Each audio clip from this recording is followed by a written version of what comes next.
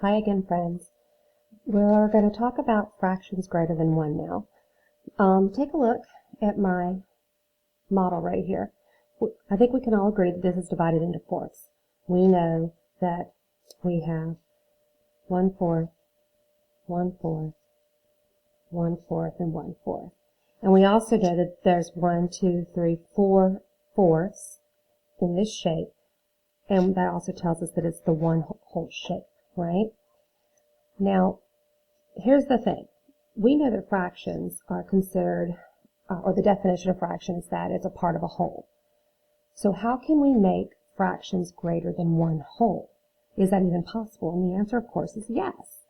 For example, let's say I take this model that's almost identical. Well, it's identical to the first one I made. Do I not have two shapes here? I do. Are these not all also 1/4? Each of the figures, right? We also know that there's a total of 4 whole fourths here, which is also equal to 1. Now, here's where I can make it look like I've got fractions greater than 1. The reason why I know that is because I can come back here and count. These are all divided into fourths. How many total do I have, though? If I count them all, 1, 2, 3, 4, 5, 6, 7, 8, then I now have 8 fourths. I also know that I have 2 whole figures. I also know that 4/4 is 1 whole. This 4/4 is 1 whole. Therefore, 8/4 is equal to 2 whole figures. These two, right? Well, what about this one? What if I add another one to the mix? Sure, this is also 1/4. Another 1/4. Another 1/4. And another 1/4. Right? Again, we have 4 fourths, and it's equal to 1. Well, now I don't just have 8 fourths. I now have 8, 9, 10, 11, 12 fourths. And those 12 fourths are 1, 2, 3 whole figures. Okay? One more. Let's do one more with it. Let's take a look at this model. Again, fourths. Identical to the first 3. They are all equal to 1 whole fourth. 1/4. 1 whole figure. Again, I have 4 fourths here. Okay? It is equal to 1 whole. But here, remember, here I had 4 fourths. I put these together, I got 8 fourths. I put all of these together, I got 12 fourths. Well, let's do the rest. 12, 13, 14, 15, 16. I now have 16 fourths. How many whole shapes do I have? I have 4. So 16 fourths is equal to 4 whole shapes divided into fourths. I want to show you a little trick here that you may have noticed. Those of you that are pretty good with division, I want you to take a look. If I divide 8 by 4, what do I get? 2. If I divide 12 by 4, what do I get? 3. If I divide 16 by 4, what do I get? 4. What do you think another one of these models would be? If I put a blank model up, what do you think it's going to be? I had 4 fourths each time, right? Without even dividing them up, I know that I can come here. I can divide it up, right? I take my 4 fourths. Well, that's going to also equal 1. Well, I had 8, I had 12, I had 16. If I add another 4 fourths, that's going to be 20 fourths. Well, 20 fourths is how many whole figures? 1, 2, 3, 4, 5. 5. I also know that 20 divided by 4 is 5, just so you know. Okay? So that's pretty much how it goes. Simple enough. But I want to also show you how we can make it look with our linear model. So I want to start here, fresh. I've got new models. Now these, those of you that know me know I don't make great straight lines, so bear with me. Here I've got my 4 fourths. Each of these, let's start with the 1, sorry. This one is 4 fourths still, right? I've still got 1/4, 1/4, 1/4, and 1/4. I still have 4 fourths, right? That is still equal to 1 whole figure. If I were to add this one to it, sorry. All right, 1, 2, 3, 4. 1, 2, 3, 4. So now here I also have 4/4 or 1 whole figure. You get the idea? Now, do you see how I put them side by side like this? I did that because they each still have to represent the same figure. But see how I do that, and I can continue to go like that? The reason why I'm doing it like this is because I want you to see how we can take these models and actually turn them into a number line model. So let's keep going. Let me add this one here too. I'm going to add my middle line because remember I have to have that divided up. 1/4, 1/4, 1/4, 1/4. And let me put this one right here. And again, be patient. My lines are not great. I know that. 1/4, 1/4, 1/4, and 1/4. Okay. So just to be sure, I want to make sure you understand. This is one of my linear models. It is a total of 4/4. This is another one of my linear models. It is a total of 4/4. This is another linear model, a total of 4/4. And this last one is also 4/4.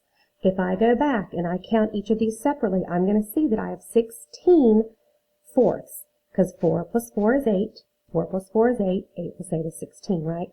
So I know now that I have 16 fourths here, okay? How can I make this look like a number line, though? It's super easy, actually. Watch. I'm going to make my line go the length of my model, and I'm going to stop it. Now, here's the trick. Usually when we make number lines, we say the beginning is 0 and the end is 1. But that's not the case here, guys, because remember we have 4 different models. The end of this model is actually going to be my 1. The end of this model is going to be my 2. The end of this model is going to be my 3. And the end of this model is my 4. The beginning still remains at 0. Okay? I want to divide these up by fourths, so I'm just going to kind of line up what I have here in my models. 1, 2, 3, 4, right? Same here. 1, 2, 3, 1, 2, 3, 4. Let's make these here, here, and here. 1, 2, 3, 4. And here, here, here. 1, 2, 3, 4. Hope you can see those. All right. So I've got my number line now, and it's divided into fourths. But it's not stopping at the 1 whole because I am showing fractions greater than 1. Remember, greater than 1. Okay? All right, so let's say I want to show what 2 wholes look like in fourths. Well, I'm going to move this up out of the way a little bit so you can see my number line now. Move it up just a little bit so you can continue to see the actual linear model. All right. So I can go like this. I can literally go 1, 2, 3, 4. That is going to give me 4/4, right? This is 1/4. This is 2/4. And this is 3/4. And there's my 4/4. Well, what's the next one? Well, what comes after 4? 5. Next would be 6/4, 7/4, and 8/4 for the 2. Let me box off these whole numbers so that they don't get confused with the fraction part numbers. Okay, 8/4. Okay, and again, think about it. When I had 8/4 here, I had 2 wholes. Well, there's the 2 wholes on the number line. Well, what would be next? What comes after 8? 9, 10, 11, and 12/4, right? Again, same thing with my linear model. Sorry, my sticky notes keep getting on me. This is 4/4, 4/4, and 4/4. How many total models did I have? 1, 2, 3. There's my 3 on the number line. Okay? Let's look at the last one. Okay? What comes after 12? 13, 14, 15, and 16. Whoops, I made my 4 backwards. What in the world? And 16/4. Okay, and again, Here's my next set of 4. 1, 2, 3, 4 whole models. 1, 2, 3, 4 on the number line. Okay? Again, making sure and recognizing that these linear models are linear because they go straight across, right? I don't have anything going between them to break them up into that area model. Linear models are great for helping you to make a number line because you can literally line them up together just like I did. See that? All right, so now you have seen how to look at fractions greater than 1 using an area model, right? 4/4, 1. 4/4, 1. But 8/4 is 2.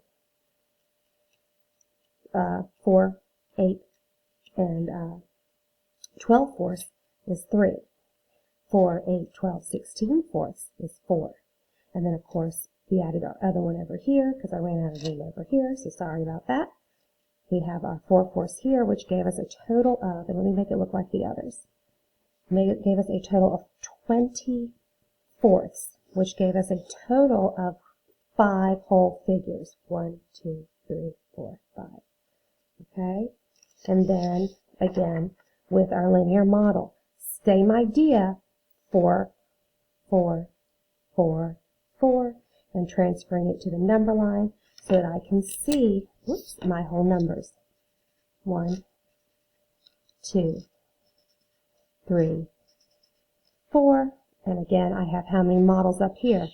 1, 2, 3, 4. All right, well, I hope this helped you kind of see the connection of all of these, and don't hesitate to reach out to your teacher if you need any help.